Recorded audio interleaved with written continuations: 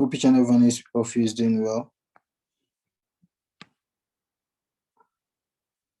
So guys, I will start by introducing the speakers that we do have lined up today. They are two of our very own inspirational figures in the community. And I also hope you guys do have questions lined up for them since they're experts in that particular sector or field. So let me start by introducing our wonderful speakers. The first one I'll introduce is Dr. Catherine. Dr. Catherine is a 29-year-old Ugandan who do live her life helping people. And she does that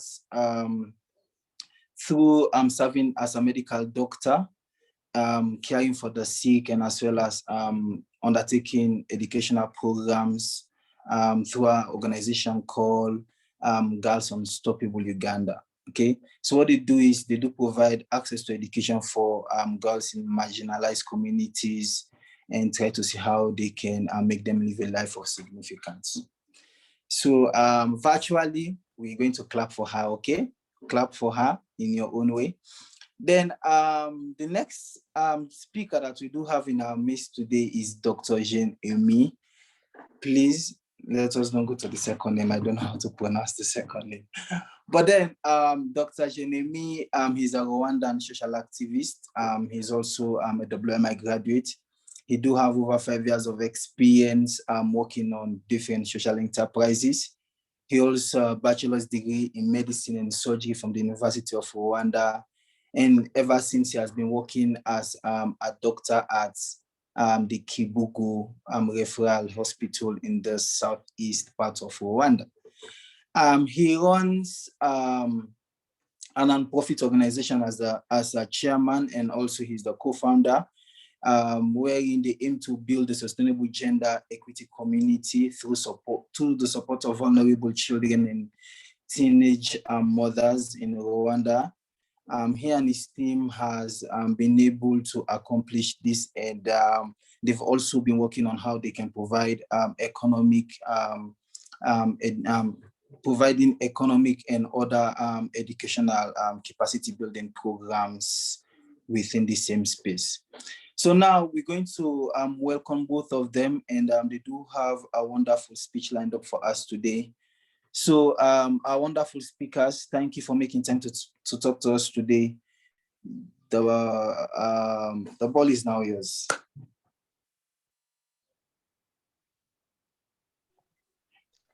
Thank you so much, Jeremiah. I'm very excited to be part of this webinar today. Hi, everyone. I'm very excited to be part of your speakers for today's webinar. And I'm going to go first, and my colleague will continue. Then I will give some concluding remarks before we go into the question and answers. One thing I know is that everyone who is part of WMI is a person who is doing some form of significant work in their community in their different ways. And many of us, if not all, have huge dreams of starting NGOs and community-based organizations, but also we want to be able to live a life of significance, to be able to impact the lives of others out there. And being part of an NGO or starting an NGO and running it successfully is one of the ways in which we can do that.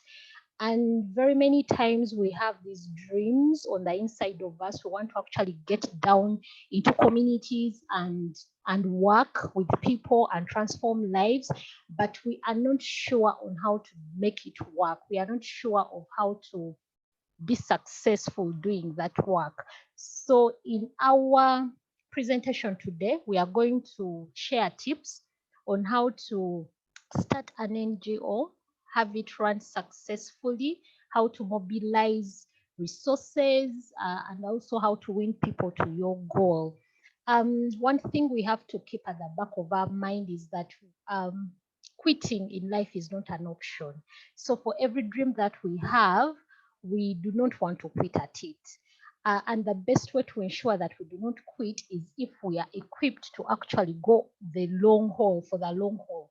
So it is important that we are skilled. It is important that we have the right kind of support, and it is important that we start on the right foot.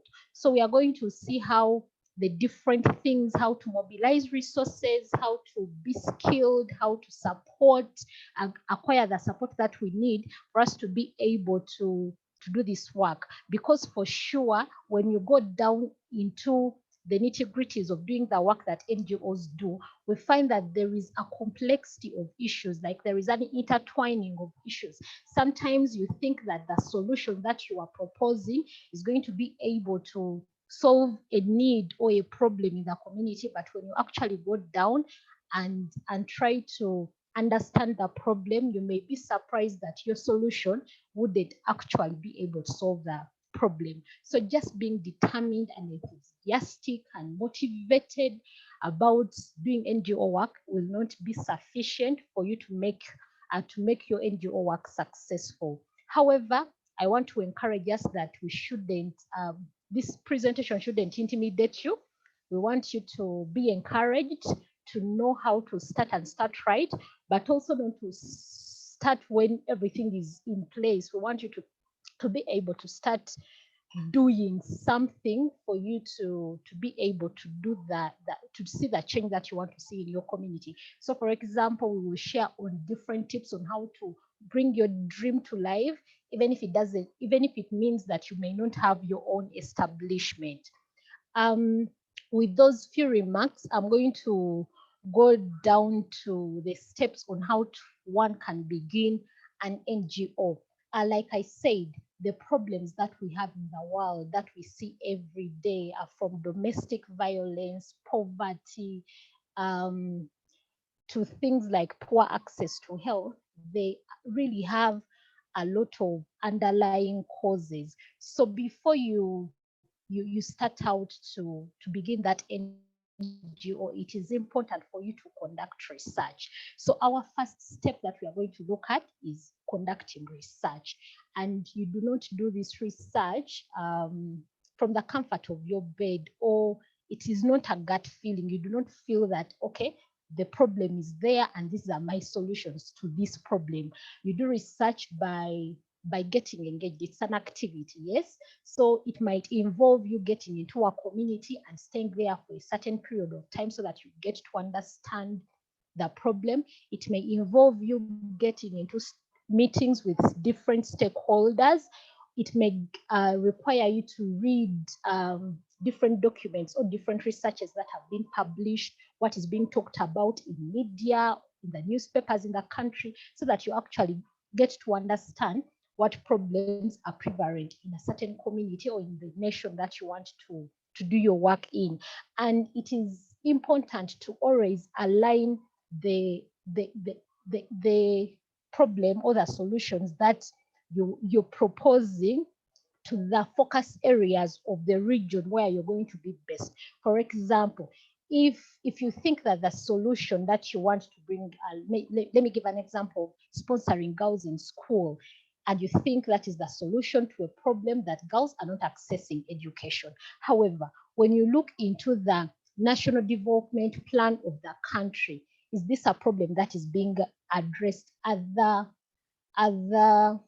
stakeholders are identifying this as a problem? Because if they don't, it means that it will be very difficult to attract donor funding, because these different thematic areas, if they are a problem and they have been identified in a community as problems, they're going to be able to attract funding, they're going to be able to attract support, and people are more willing to design solutions towards them. So reading the National Development Plan, getting to understand the budget of the nation will help you to identify which things are being done and how you can come alongside them, because you're not going to be a jack, you're not going to be the knight, you're not going to stand alone and be able to bring about change in that particular problem that you want to solve. No, you're going to need to work with others. And having the assurance of the nation, having the assurance of the stakeholders is one step closer to ensuring that that is solved. Then also during your research, you'll find out what are the solutions that have been tried, or the ones that are currently running, in a bid to solve that particular problem, so that you do not duplicate solutions of another NGO, for example, also that you don't do something that has been tried in the past before and it has failed.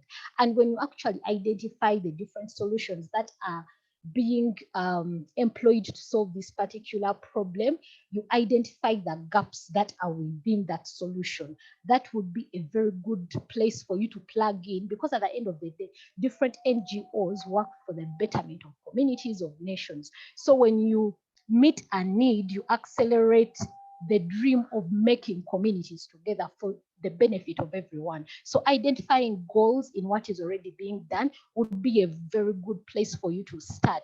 And then after you've identified your problem and maybe the gap, you sit down and try to understand the reasons to why that gap exists, or to why that solution has failed, or to why that problem still exists. And this would require you to use different skills. One tool that I can suggest is the fishbone analysis, or the 5 why.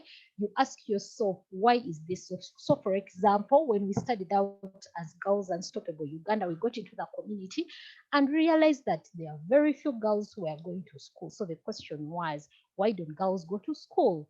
So there was a reason of, let me give an example. Girls do not go to school because there are no schools. The question would be, why are there no schools? Then it would be like, the communities may be very far, investors can't come, and set up schools. The question would be, why don't investors come to such a community?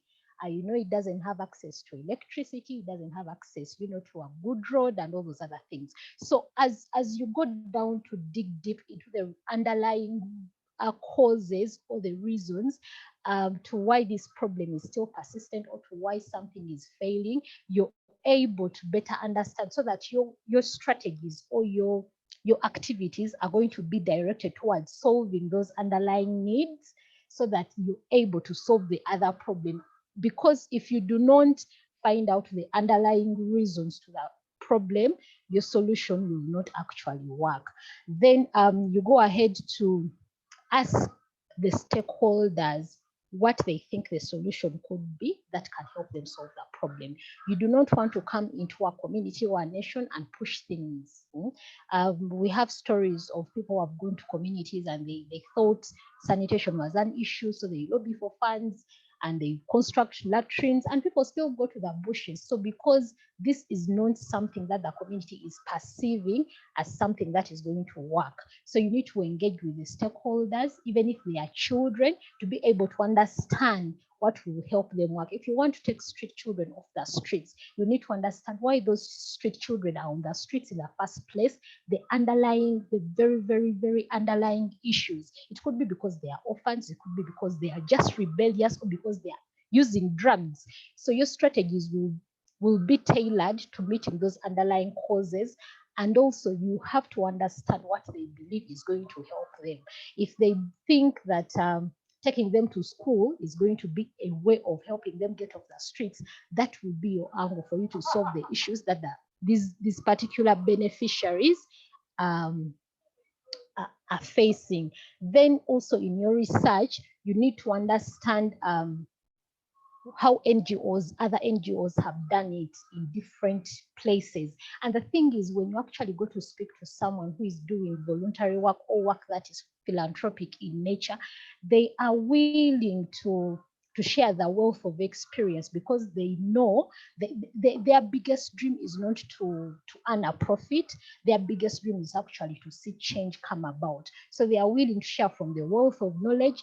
And sometimes it may actually require you to volunteer with an NGO and try to, learn, try to, get to see how they go about their things, so that you equip. Because like I said, it is not just determination and motivation, you know, and being enthusiastic about solving a problem. You will also need skills. You also need the support. So sometimes it might require you to volunteer part-time with another existing NGO that will help you get the skills or understand the problem better. Our second step is going to be how to start out right. Now that you have gathered all this information about the problem, you're sure about what solutions might work or not work, you're sure about how you might go about these things. Now you need to start out right. Let me share a story of 2 days ago. I blocked a number of a person who sent me a WhatsApp message. This person introduced themselves as part of a certain organization that helps girls solve different needs, and they were requesting for money. But when I asked this person, do you have a Facebook page? Are you registered? Do you have a website? You know, like which documentation do you have to show that you exist? I'm not giving my money to, because if that person gets an certain numbers, maybe from one of the telecom companies, and they send out massive messages requesting for support, and everyone ends up sending him, even if it's 10,000 Ugandan shillings, they're able to make lots of money, you know, because people really want to contribute to causes. So when this person told me, you see, we have just begun, I wasn't really convinced. Then the next day, this person sent me a message of, hello, I'm sorry, I'm switching my numbers. So please, for any donation, please send it to this other number. So I went ahead and checked out this number, and the number wasn't registered in the names of the person who introduced themselves to me initially. So I decided to block that number. But maybe he's actually a genuine person and was using another person, maybe in the organization, and they decided to use that person's number as the official communication line. But I wasn't convinced because they did not have the different structures in place. You do not want to lose out on the support of others because you've not started out right. So it is our second point, is to start out right. So in starting out right, you'd have to involve the different authorities and regulators that are within your nation or the community where you're going to work from. It could be local chairperson, it could be registration bureaus in the country. Like in Uganda, we have the NGO board. So you need to engage with those people and tell them of your desire to begin an NGO. And of course, when you engage with those people, they will ask you for some form of paperwork. And the paperwork will involve the name of your NGO, the purpose of the NGO. And this is where I want us to focus on how to come up with a vision, mission, goals, and strategies and objectives for your company, for your NGO, because these things are going to be required of you when you go to start engaging with different people. For you to be able to differentiate what a mission and a vision is, the vision is like the big picture, you know, it's really grand. It's something that is going to take lots of years and time to be able, for you to be able to realize it. And mission is a statement of how you're going to go about to achieve your mission. Let me give an example. The vision of Girls Unstoppable is a generation of girls in Uganda empowered for individual, community, and global transformation. You see, a girl in Uganda being able to bring about global transformation is so huge, and creating a vision is really something that is so grand and so huge. It's not going to take one individual to achieve that. So it is really, really, really way bigger than you, and it might require the involvement of other people. So for example, for a girl that we are sponsoring in school, for her to be successful and to be able to turn out to be the person that she wants to be, maybe to become a medical doctor, it's not just about school fees, it's about the environment where they stay at home. So their parents are involved, the school environment is involved, the community is involved. So different people play a part in making sure that this girl comes out right, like she gets to graduate. So many things have to be in place. There are other people who have a say in this. So a vision is that grand picture where different people have a say in it. Then our mission statement, which is to how we intend to create this generation of people who are going to be able to bring about community and global transformation, is empowering girls in Uganda with skills, knowledge, and education. And if you see the mission, it's just a part of the vision. It's just one element that can bring about the big picture that we want to see. And then the goals are the things that you're going to do to bring about your vision. And so the little things, the activities and the strategies, the things that they build up to be able to bring about the other big picture. I can give an example. One of our goals is to give 4 new scholarships to marginalized girls.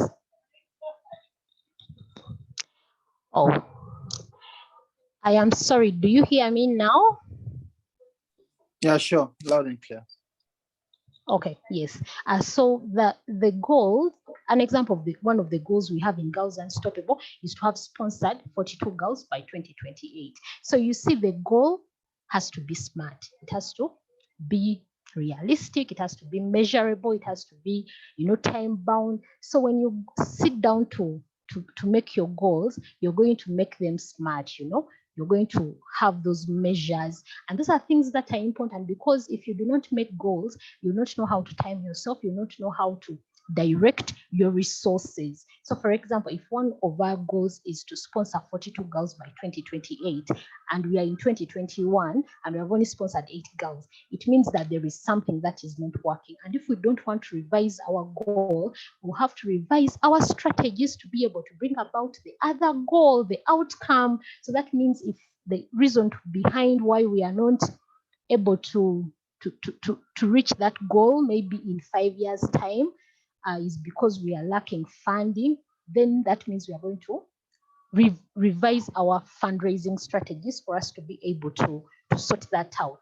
And when you set your goals, you'll be able to drop down, make them into activities and strategies that are going to help you run your goal. And so after you have defined your purpose, you've defined your vision, you've defined your mission, you also have to define your core values. Core values are very, very important. And these somehow spell how you're going to behave during the process of achieving your vision. So things like being a person of an organization of integrity, being accountable, things like having a teamwork, those are some of the core things that you're going to use for you to be able to achieve the goal and the vision in the long term. Then you have to, when you go to speak to these other stakeholders, they'll ask you about the details of your legal liability, or what is your legal structure. For example, in Uganda, all NGOs are expected to be companies that are registered as companies limited by guarantee without share capital. And that is important because it's important for fundraising. People will know that, at the end of the year, if these guys, I donated money to these people and they did not somehow utilize all that money, we are sure that money maybe will be diverted to another cause and it's not going to end up in profit. So that is very, very important. So you have to spell out what you're going to do, or how you're going to be legally identified. Then of course you have to have some form of capital, and many times this might be where the rubber meets the road. You have to sacrifice to be able to start this NGO work. So some form of capital, most of the time, is going to come from you. Sometimes the board may come alongside you and generate the capital, but you have to set it out. Then depending on the nation where you're coming from, you may have to develop articles of association, a constitution, and a memorandum of understanding for the partners that you're going to be working with. And these are very, very important. So you have to take time to develop this, because they are going to be like the guiding framework of how you're going to run everything. They will spell out how long the organization is going to be in place, where exactly you're going to do the work. They will spell out how people get elected to the board. They'll spell out how resolution is going to be conducted when the organization is phasing out. They'll spell out how fundraising and finances are going to be conducted, who are going to be the signatories, who are going to be your accountants, all those other things. And these things are important because they are guiding principles. And very many times you may reach a time when personally, for example, you're broke and your organization has money. Do you just go into the bank and use organization money just because you're the head of of the NGO? No. So spelling out those things help you put a framework on how you're going to run the different things. And with your articles of association and all those other documentation, when they have been approved by your board and then also taken to the responsible bodies for registration, then you can utilize them to, for example, open up an account, because very many people will want to send money to, not to your account, but to the organization account, and also process a tax identification number if it is a requirement in your nation. And then the other thing that you have to do when you're starting up, right, you need to get the right team. Now, we all know this saying of, it's not how far you go. Like, if you want to go alone, if you want to go very far, very fast, go alone. But if you want to go far for a long time, you have to go with others. Teams are like that. You do not understand. You're not going to be the accountant. You're not going to be the mobilizer. You're not going to be the ambassador of your organization. You will need a lot of skill and support for you to have an efficient running NGO. So you need to team up with the like-minded and like-valued people. So that means, as an individual, you should have sought out what you want in your team, and then go out to actually look for that particular team. And every time you share your vision, people will be moved. They'll be like, yeah, that's an incredible thing. And some people will actually want to be part of your team, not to contribute, but to somehow benefit. So you need to be able to kind of sieve people, because you've already spelled out who is going to be part of your team. And because of that, you're able to identify those people well. So you also identify your team. And then the third option, the third step that I have already expounded on, is to make SMART goals. And then those SMART goals are going to kind of direct your goals, your work plan. They're going to direct your strategies, your activities, and your objectives. Because at the end of that day, we need to be able to monitor and evaluate the work that you are doing. So you also have to develop monitoring and evaluation tools for your objectives and for your and for your goals. And then, because you've sorted out the goals and the objectives and the activities, it is going to be very easy for you to develop a budget. And this is the budget that is going to push people to donate to you, which is going to push you to look for finances. Because trust me, when the vision is not clearly written out, people cannot run with it. So you need to spell out the activities so that people get to know how to monitor and how to also contribute to your organization. Then the fourth one is for you to get the word out. What do I mean? Let people know. So attend lots of meetings. Very many of us attend church, or we are part of small groups, or we are part of Rotary.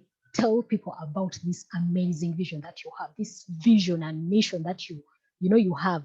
Tell people about it on your WhatsApp social status, on your Facebook account. Get the word out, because people need to identify you and relate to you. Like, they need to see you committed entirely to that dream. I, for one, very many people never thought I am practicing medicine at all, because every time they look at my Facebook status, my WhatsApp status, is about Girls Unstoppable. So they thought, hey, this girl graduated, and after all these very many years, we have not seen her. She has been doing Girls Unstoppable work. They do not know that I practice on a daily. I do treat patients. They don't know that, because that is the image that I have showed the world. So get the reason, the word out. When I returned from my master's program, one of the people was like, oh, you're the PADS girl. Because, the time they got to see my status says I was fundraising for PADS. So they associated me to be the PADS girl. So, you need to get the word out. And because of that, people will be drawn to your vision and they'll be able to contribute to it. Then our fifth step is to evaluate and evaluate.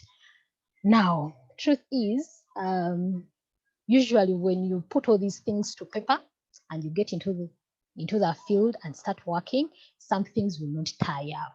So you need to always go back and evaluate your strategies and invent new ones. This is where I would advise us to keep doing what we call a SWOT analysis. You analyze your strengths, your weaknesses, your threats, and your opportunities. For example, recently we did a SWOT analysis, and one of our strengths as Girls Unstoppable was that we have a very good social media presence. But one of our threats is the fact that we are not sustainable because, we do not have a committed funding base. And one of our weaknesses was that, we lack a management team. Practically, it is like 4 of us doing this entire work. So when you sit down to do a SWOT analysis in the different stages of during the different stages of implementing your action plan, you'll be able to, as you evaluate them, you'll be able to redesign your strategies and see what works, delete what doesn't work, invite people to speak into your work, getting new things. And then as you do that, you will convert your SWOT into a tools. A tools is you start dealing with your threats, with your weaknesses, and then you convert them more into opportunities and strengths. So for example, when we identified that we are not really sustainable, we sat down and we thought that we should start an income generating activity.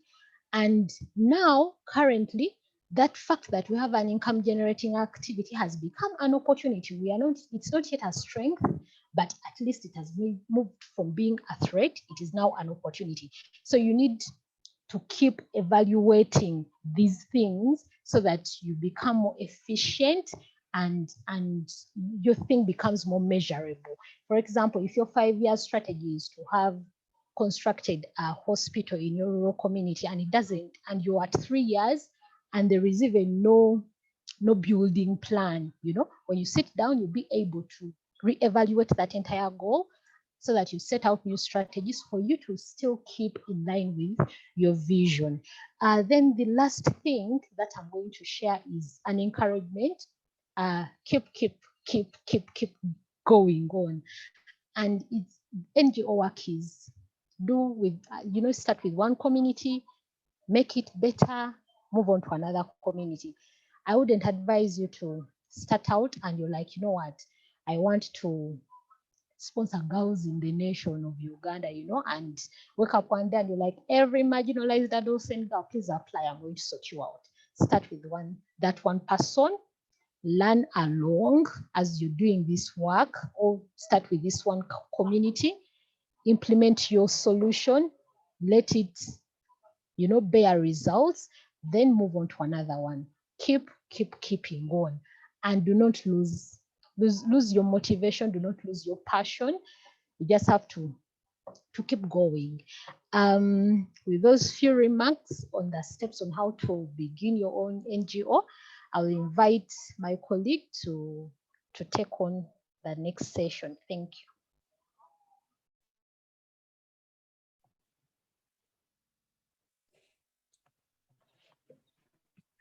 Thank you, Catherine. Hello. Yeah.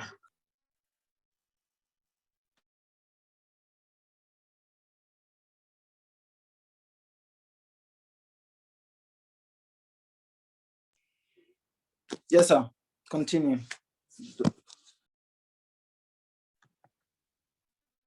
Hello, everybody. I hope you're doing well and it's going well. And now, for sure, you understand what it takes to start an NGO. So we need funds to make it stronger, to make it sustainable, and to make it work. Because wherever you start with no funds, you can't go anywhere. I have some tips. I'll be sharing some tips compared from my own experience and what I got from the others at the time I was starting my own NGO. So NGO often get lost. Many NGO get lost when they have to start to raise funds for the project and programs. As soon as the project ends, like NGO can get a fund, then as soon as it ends, they quickly need to look around, then the more funds to sustain their work. Bad news is that the fundings are not immediately available by the time you need them. Besides, there is too much competition. So it's not easy to get a hold on funding or a continuous funding for your project. You need to have this funding strategy more realistic and have this long-term strategy for you to maintain this income flow for your project, so that when you finish one project, your NGO is not going to die. Otherwise, if you don't have those strategies to keep the funds, so you're not going anywhere. So there is some strategies I want to share with you. First thing, you have to know your goal. You have to understand your goal. You have to set a long-term goal. So start with the end in mind. Don't start without having the end in your mind. So have the end in your head, then start. And something important, as Catherine was sharing about it, talking about it, start with your friends, the people around you, your community, and especially the beneficiaries you want to involve. So those are people you have to take care of. Those are key elements in your fundraising. When you are setting the goals and trying to fundraise, please try to be realistic. You don't need to have things like imagination. No, be realistic. Have a clear plan. Like, it is important to remember that the process of raising funds, it takes time. So your goal have to be forecast, realistic, and the long term. Don't just plan for short term. You have to establish the positive impression of your brand in your community or to the beneficiaries, to the people you want to work for. And please be motivated. And as always, as I'm going to say this, keep in mind your end. This will help you. So try to make the team, a strong team will help you. Having a strong team, it's a best thing you can ever have. So in your team, everybody has the role. You are not going to make everything work on your own. You are going to have an idea, but you need people to help you. You have to be careful in selecting your team. So in your team, you have to have somebody who is specialized as a connector. Those are individuals who can maneuver and networking, who can make the connection with different people. The askers, those are people who can ask money or who can ask funds. When you say funds, not just money. No, we don't mean just money. There is funds, those people can donate their time, who can donate their belongings. Like if you are fundraising, let's suppose you are having a project of donating sanitary pads. There's some people who are selling sanitary pads. There are other people who can give you idea how to make sanitary pads. So those guys will not give you money, but if they give you idea is more important than money. You have to have those people who are engagers. The people engage people, donors, and to nurture the relationship with your donors. So this will be a big step. So your team to the one which will determine when your project will last or your NGO will last. It will be the team that will determine how successful it will be your project or NGO. Now things are digitalized. It is easier, and many people, they spend a lot of time online. So being online, it will increase your audience. It will increase where you can search the funds. Please use the social media and newsletters. And make sure to update people. Just update people what you are doing, everything. Send mails regularly. Another thing, you have to cultivate your donors. Never let the first donor go. keep engaging them, keep them update on your progress. And through them, you get new funding, you get new donors. Like if you're doing things and tell people, oh, you got a first donor, and keep the first donor interested, updated. They don't have other friends, so she or he can discuss your project with her friends or his friends. So his friends also have their friends. It will be a long term. So through one donor that you kept to where the project will survive. Better you keep your project donors updated and keep them around. Never let them go. That's the good thing. The second thing, please remember the first rule, never let the first donor go. And if you're like, let's say your donors and your customers, other people who will be donating on the other side, I will talk about it. They have to have a real thing that keep them. You have to have a concrete evidence that you have a long-term plan and have a sustainable project. So this is what you have to have. You have to have a long-term and have to have a vision. Another thing which can help you to raise the funds is about writing what you are doing. Many NGOs or the donors, you face the competition, right? When you're going to face the competition, you have to have a transformative or transformation statement about your project. Like competition for funds is growing. Like see everywhere. We see NGOs. The NGOs are being registered day per day. So you have to have this in mind. So you have guys who are donating money. They are not increasing. The number is not increasing because, you know, we have crisis, financial crisis. People are having many other projects, their own project they are busy with. So you have to have this transformative statement explaining what you are doing or what you intend to do, and define how your organization will be realistic and demonstrate how your organization will use the funds and make the project sustainable. It has to be sustainable. No one wants to fund a project that will come 1 month, then it will go for one event. No one will do that. And while developing this transformation statement, make sure, like, we have many funding. Many people need different things. They're working in different theme areas.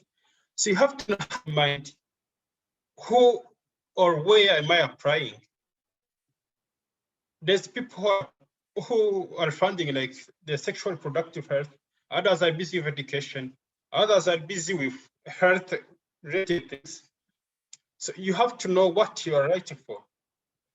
Don't just make a statement for a project, then send it everywhere.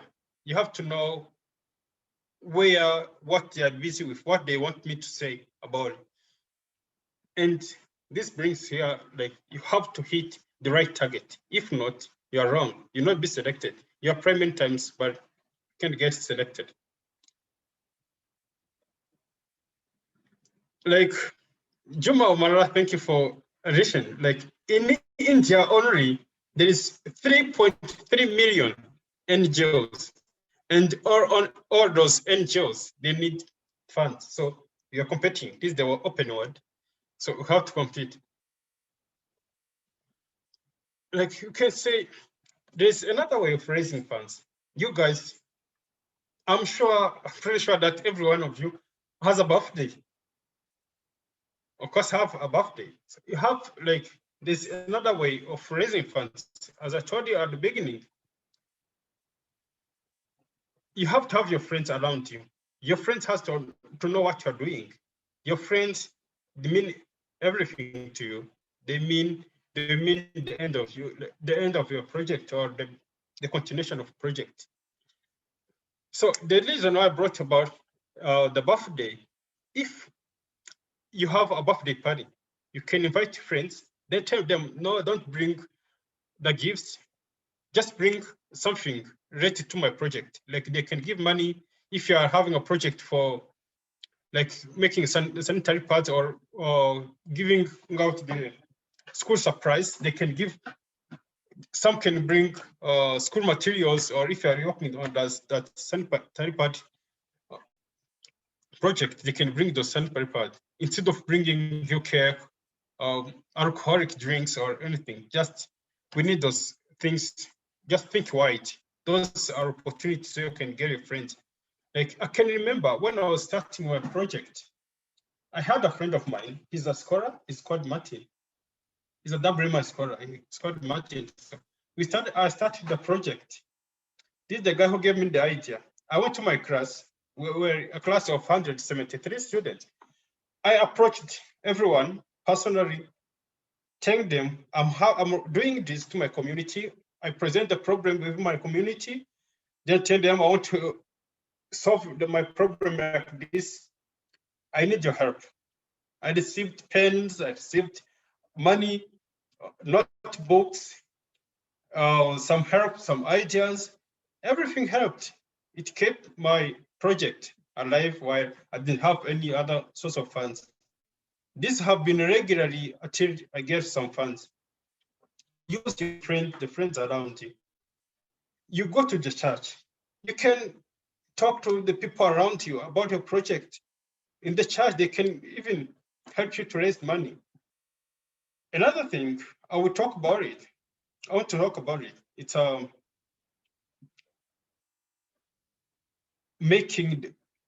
just make a project that will self-sustain. I have my project that I'm a grant project that I started in 2000 in February. Now it is self-sustained. I don't have how long, but it is self-sustained now. It's a project about helping the teen mothers who get pregnant from unwanted pregnancy in the community. Like in Rwanda now, have a problem of teen pregnancy, unwanted teen pregnancy. It is very, very high in our community. So I tried my best to deal with it in my community, because when I returned back to my community, I found many girls got pregnant and it was unwanted. You guys know what? I don't know if it's the rest of the world, but in our community, if a girl get pregnant and she's still living with their parents, she's considered as someone who is bringing a curse to the family. This will expose her to domestic violence. She will turn out to be like a slave. She can't continue her studies. She's the one who is supposed to cook. She's supposed to wash the clothes, the dishes. She's supposed to go to Cultivate. So her child will not have access to the family wealth. So these are things that make their life worse. So they face domestic violence. So I want to solve this one. I start this more with the small group, but I have hope with further support, I'll make it wider and it can help many girls through you guys and other people around my community. So there's girls, I started with the microgrant.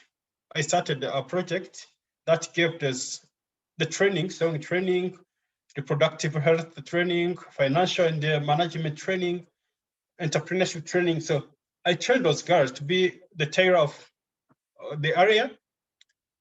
Now they have been training for 6 months and 9 months for specialization, and the three additional months for specialization. Now, like success, we have a school near in our community. In January this year, we made 300 uniforms for the students who are going to start the new academic year. So this was a big achievement. This is the market secured. This is the money which have been going around the community that is secured for that small group of the women. So those women, some have started to go back to school. And the one who went back to school yesterday called me that she secured a job now. She's a teacher. So I was happy. She went back to school because of me. Now she's a teacher.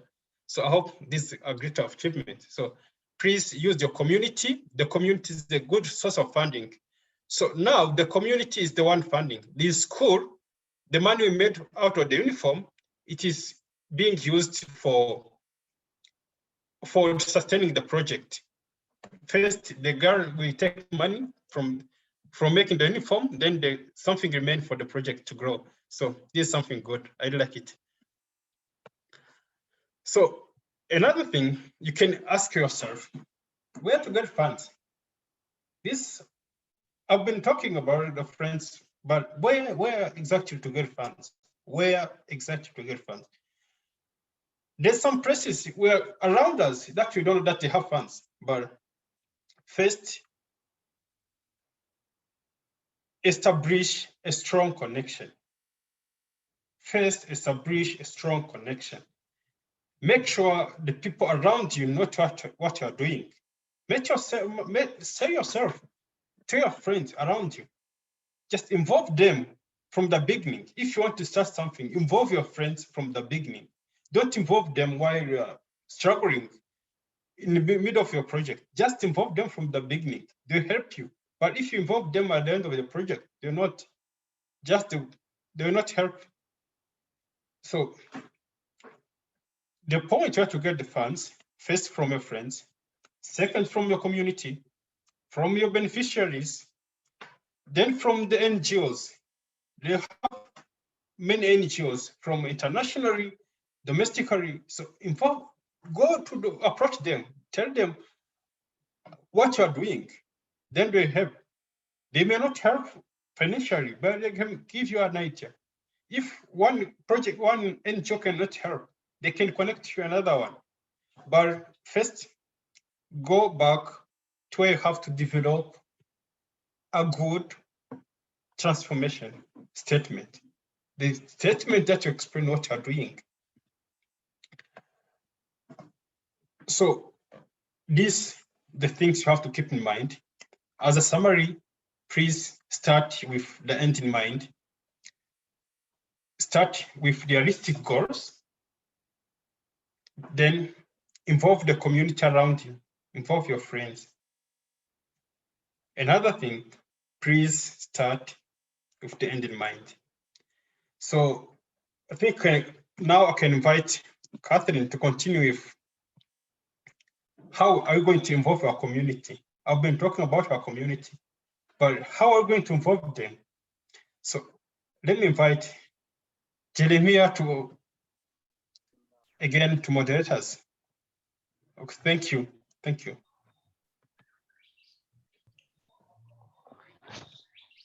Thank you so much. Okay, sorry, continue, Catherine. Thank you. So we have seen that the easiest way to begin is to engage community. And actually, you cannot really start off by being foreign and alien to your community or the nation. So you have to engage with your community.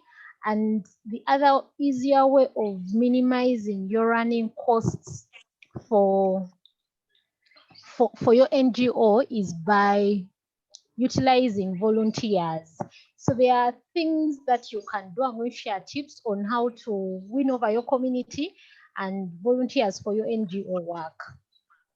One is you have to be humble. So here, I'm not going to say things that are really out of us. These things are routine, engaging and winning over people. It's an art, it's a skill that is learned over time. So you have to be humble and be willing to learn along the way, because you definitely meet a lot of resistance. You may not be sure sometimes.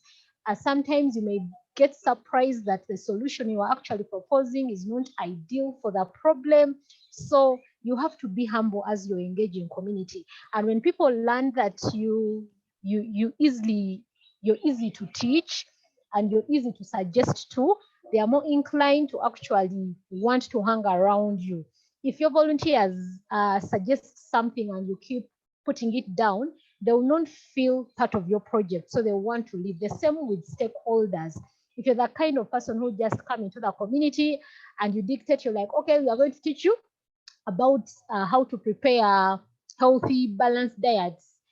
And then you pick items that are, for example, not grown in that particular part of the country. So for example, you go to Western Uganda, where they have lots of cows and milk, and you want them to eat a balanced diet of millet, which is grown in northern Uganda. So you're suggesting a solution that actually doesn't work, and you're expecting people to actually implement it. However, when you go to that place and you discover maybe nutrition is a problem, you learn about, you're humble enough to learn about the foods that are locally available, and then you see how to utilize what is locally available to make it be a solution. I think you're more inclined to win people and to also have your organization be more successful. The other thing is, as you engage with people, people like to feel important and wanted. Everyone does. So give them the respect. Give them the respect that they accord. Do not look at them as this person on a high horse who is coming to solve their problems. Yes, they may have challenges and problems, but they are human beings. So it's important that you ascribe to them the respect and honor that they deserve, and also appreciate what they have done.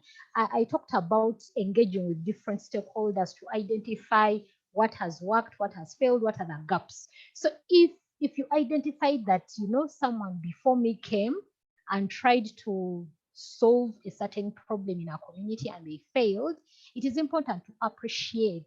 And when people know that you're appreciative of their efforts, of their prior effort, they are more inclined to cooperate with you and to support you to achieve your own goals. Then you have to, within yourself, identify ways in which you need these people. For example, I told you that none of us owns it all. I am personally not a very good speaker. I prefer to write. So every time I am requested to speak on behalf of Girls Unstoppable, I have a communications person that I send, and that person, will communicate with a lot of passion, because I identified that within me, I had the inability to be able to portray the message and the vision of Girls Unstoppable with a lot of passion and, the right words. So I was able to look out for that person who has that skill and is talented in that way to be able to deliver the message. I just needed to share, have a few run sessions with them, and then they are able to help me in that particular way, and I don't have to pay them because I identified that I needed them in that capacity, and I equipped them to be able to fulfill that role. So you identify beforehand how the community is going to help you do your work, or how the volunteers are going to help you do your work. It will be easier for you to identify the people that you need for your team. Then also you have to engage them and find out how they think they are best suited to do your work. It's one thing thinking that someone is going to, for example, donate their space for your events in the community. Maybe you want to do community sensitization and you think the chairman is going to give you free space. You may not think that that is the way they are going to help you. You may think that the best way they are going to help you is maybe subsidizing the costs for you. So you have to invite them and ask them what they think their contribution is going to be to your project. And when you do that, they'll be like, this person values us. Hey, okay, this person actually wants us to be involved, and they will be in for the long haul. They are more willing to contribute to your vision.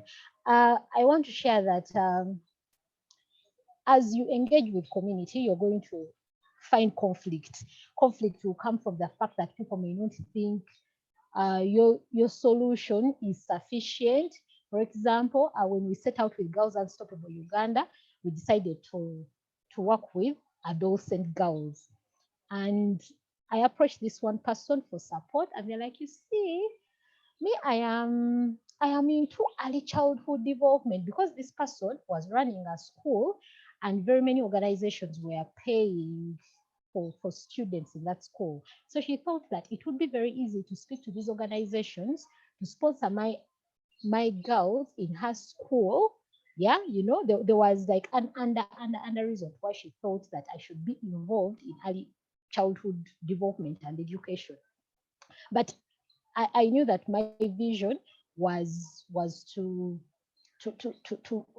help with adolescent girls. So that is where having an articles of association, a vision, a statement, goals is very important, because when you're in situations of conflict, you will not try to convince that person from the point of I want to prove that you are wrong. You convince them from the perspective of this is what we are going to do. This is the limitation of our work. So in that way, you're not winning an argument, because conflict and arguments are going to come. You're not winning an argument, but you're just redefining and clarifying things, or the goals, or the vision, or the objectives of your organization. So do not engage with these people and you just want to win arguments, because usually when you win the arguments, you end up losing that person's support. However, when you clarify your goals and your objectives to this individual who wants maybe to misdirect you, they will choose to either be for your other goal, or they will choose to not stop you. They'll be like, okay, I'm not able to support, but I really like what you do, because they have seen your vision and your goal. The other thing is to always see and view the problem from the side of the beneficiaries. That is very important, and that is the best way to win over communities and stakeholders. Do not see the problem from your end, because you're not the one in those shoes. I, for one, I had a challenge accessing education as a young girl, but the challenges I faced were different from the challenges that girls face right now. Probably when I was younger, one of the ways maybe I would have dropped out of school was because I couldn't access maybe school fees. Currently, people need more than school fees. They may need a phone, a smartphone to be able to learn. So their challenges are different. So when I come into a community and I just want to avail them with smartphones, how about people who cannot read at night? Like, that is a challenge for them. They cannot compete with the other schools that, are read with students who are in schools who can read at night. So if you see the problem from their perspective, that they are not performing well, maybe because they are not able to read at night, and maybe you provide solar lighting, it will be more suitable to solve their problem than just giving them school fees, you see. So viewing the problem of that you want to solve from their eyes, from their perspective, wins their collaboration from them, and then your project is more inclined to succeed. So that is why it is important to work with them, not working for them. Working for them will be like, you see, what I say is what you do. It's a rule, it's a law. But with working with them, you engage them, they are with you in your evaluation meetings, they suggest things, you're part of them, you work with them. So the solution is kind of owned. You own the problem, you own the solution with your community. So they are very, very, very inclined to support you. Then the other is, especially for volunteers, this works for volunteers, people who come to your organization to give of their skills, is one of them is to offer them the opportunity to be part of your story. So for example, when you're sitting in your action plan meetings of how can we achieve this, you allow them to contribute their own ideas, their own wisdom. You have to allow them to do those things. They have to be part of your success story. You have to give them an opportunity to shine. Like if you say you're going out to represent Girls Unstoppable, you let them own it. You don't call in every few seconds, to try and find out whether they say the right thing. You want them to stick to a certain script. You have to let them contribute to your story. And that is the beauty thing with NGO work. Different people are contributing in different ways. That person who volunteers to just sweep your premises is contributing to a bigger part of your story. The person who goes into the community to get engagements for you is contributing to part of your story. my colleague spoke about having different people who do different things. Like there are people who are orators who are going to go and, you know, make the deals and ask for the money for you. Those people are also contributing to your story. So allowing them to take those roles, to take on those roles, is going to be more winning. It will win them over to you. Then also, definitely, you have to reimburse people's involvement or engagement in your work. For example, if you call people to go for a community activity, there should be a budget to facilitate their transport, to facilitate, you know, at least their expenses in terms of doing the NGO's work, unless someone chooses to be like, you know what, I'm going to volunteer and my work shouldn't, and my volunteering experience shouldn't be paid for by the organization. Like someone should choose that option. Other than that, your volunteers need to get reimbursements, at least their airtime that they use, things like data, things like transport to go into the community. They shouldn't dig into their pockets unless if that has been set out. Because when people realize that they have to do this work, and they don't get reimbursements, more people are going to drop off and more people will not be willing to do work for you. Then the other thing is to build their capacity and skills. Very many of us finish school and every job advertisement we see is you need 5 years working experience, you need a skill in this, you need a skill in that. And very many people actually come to organizations to volunteer. So that person comes to volunteer, but so many times we are inclined to just milk the cow, you know. You just keep making them work, and you don't add any skill to them. So if this lady who has come to volunteer in the organization didn't know how to use Excel, didn't know how to use a Word document, at least do you build that capacity so that by the time she leaves, she's more suitable to work in a formal place, like you have added unto them much as they are giving unto you. So building their capacity and skills is another way that will motivate people to come alongside you, and then also helping them get ahead with their own goals. This is for both people who give you money and also for volunteers and the stakeholders. Let me give an example of recently we started a virtual volunteers program where people share our content. But these people are also in other lines of work because they are virtual volunteers. They don't have to spend time sitting at Girls Unstoppable offices. They just have to have a phone and a PC somewhere, and they help us spread the word about Girls Unstoppable Uganda. But these people are involved in their own kinds of work. Some of them own businesses, others, you know, they run something. And we thought that one of the ways we can motivate them is to actually also boost their work. So we started by following them back on their social media platforms, start sharing the things that they do so that, you know, the word gets out. Like back them up. If for example, you're going to you have a project and one of your volunteers knows how to do catering services, why don't you give that deal to her? You know, she earns from you and you also get your catering services made. So things like that help them achieve more in life as they also support you. And that is the way to go, because you give and then much more is given.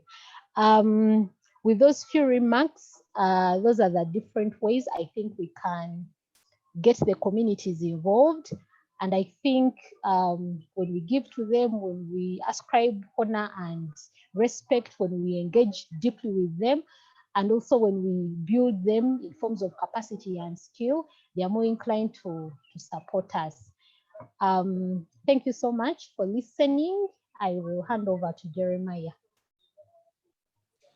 Thank you so much, Kathleen. Thank you so much, Amy. That was a really nice and in-depth session.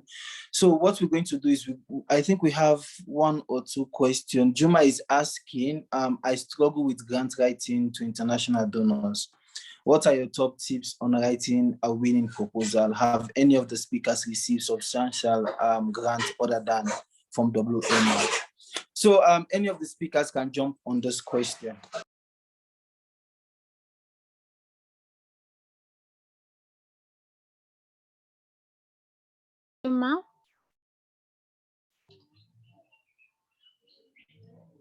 Thank So you, Juma. any of you can go on the question.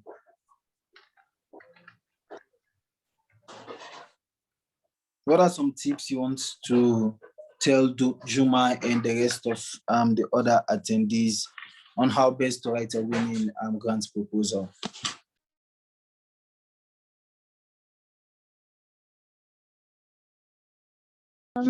All right, Juma, thank you so much for your question.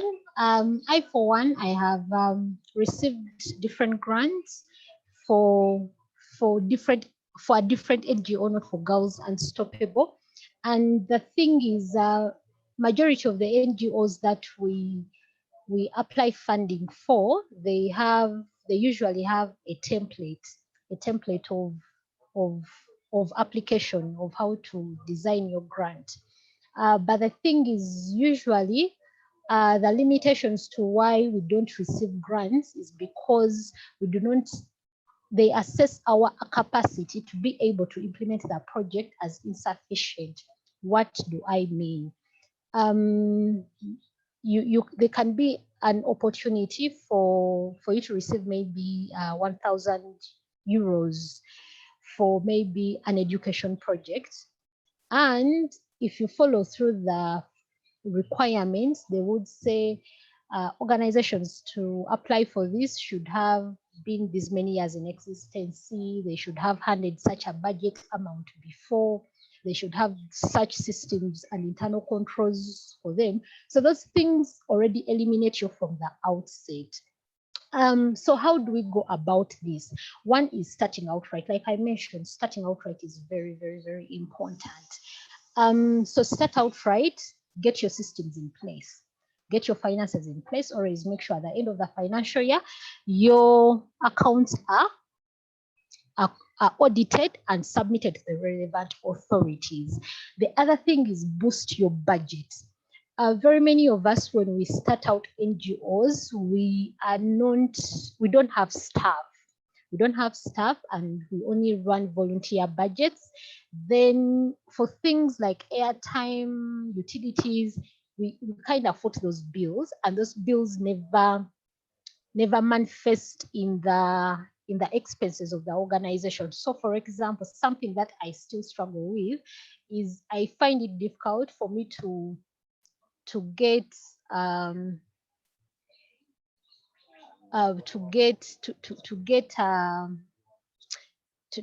money from Girls Unstoppable for my airtime, and I prefer to use my airtime, my personal airtime, to do Girls Unstoppable work. Yet when I was in a certain organization, I used to be given money to do that organization work. Like there was a budget line for communications and telephone bills, and they would give us money on a monthly basis. Well, it is very okay for you to take money from the organization, but the fact that you're using your personal money to do NGO work should be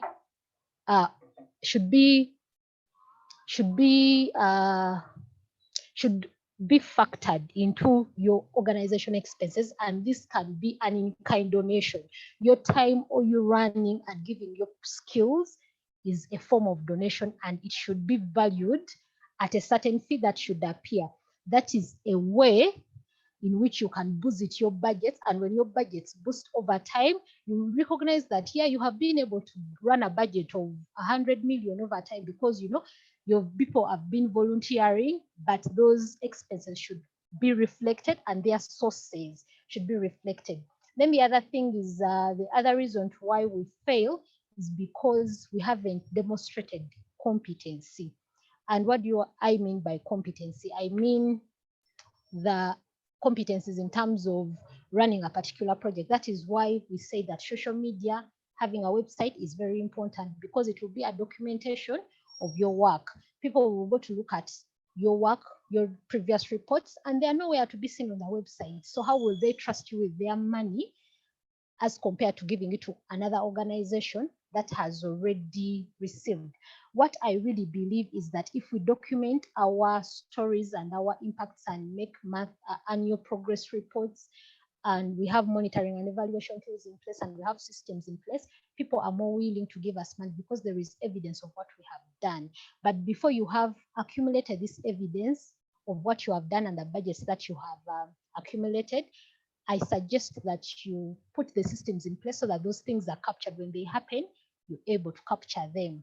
The other reasons to how do you win grants, the other thing that you can always do is to do collaborations with other existing NGOs for you to write for that grant together. So for example, if UK Aid is giving out a grant on education, and I do not have the capacity or the systems in place to be able to implement that project, but I feel like I can implement this project, get under another organization and work with them because they already have the capacity. And when you actually do, you build capacity and you have results won to you, and that will reflect in future for you to be able to apply for other grants. Thank you. Thank you so much. Thank you so much. There is one question that is remaining. The person is asking, should you actively seek out volunteers with skills you need for the organization? For example, IT and media, technology or finance background, or you can accept any volunteer with interest, seeing that you said passion or interest alone is not enough. Any of the two speakers can jump on this question.